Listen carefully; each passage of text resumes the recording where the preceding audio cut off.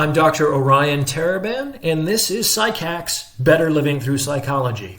And the subject of today's short talk is The Captain Can't Complain. So this is something to keep in mind whenever you find yourself in a position of leadership. You can only complain up.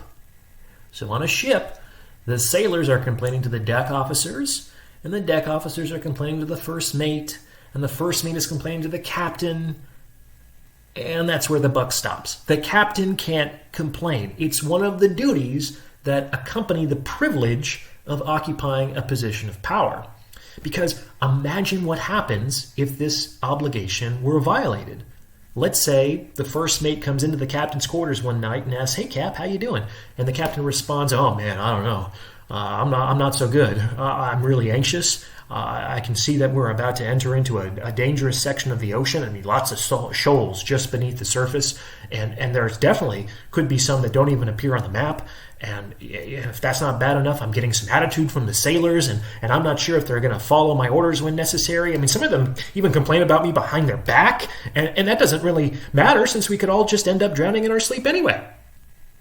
So thanks for asking. Have a good night." The first mate is going to leave and think, "Holy shit, we're completely fucked. We've either got to stage a mutiny or find a way to get off this boat while we still have our lives." The reason why the captain can't complain is that there are others who are dependent upon him within a given hierarchy of power. And when you perturb those who are dependent upon you, you shake the very foundation of their contingent positions.